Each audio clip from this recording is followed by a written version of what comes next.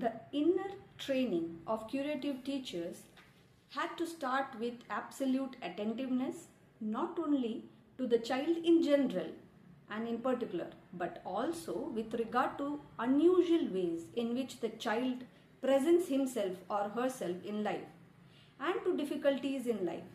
According to Rudolf Steiner, these must be perceived in detail and made in word. So அந்த சைல்டே முழுசாக புரிஞ்சுக்கணும் அப்படின்னு நம்ம முன்னாடி படிச்சிருக்கோம், ரைட்?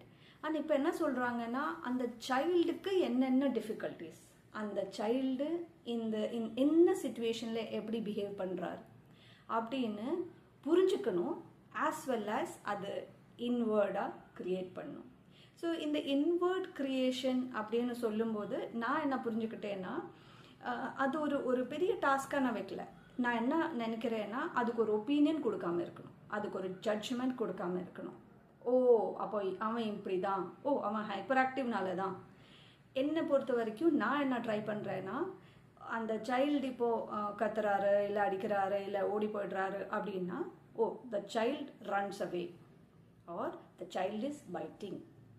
இது என்னோட மைண்டில் ஒரு இமேஜாக மட்டும் போட்டிருக்கேன். ஆனால் அதுக்கு ஒரு கன்க்ளூஷனும் கிடையாது. பிஹேவியர் ப்ராப்ளம்ஸ் இருக்குது, அவன் சுத்தமாக மிஸ்பிஹேவ் பண்ணுறான், இல்லை அவனெல்லாம் கண்ட்ரோலே பண்ண முடியாது பப்ளிக்கில், ஒரு ஜட்ஜ்மெண்ட்டும் கொடுக்காம அந்த பிஹேவியரை ஆஸ் சச் நம்ம மைண்டில் எடுத்துக்கிட்டோன்னா அதுதான் கிரியேட்டிங் திஸ் இன்வேர்ட்னு என்னோட பாயிண்ட் ஆஃப் வியூ.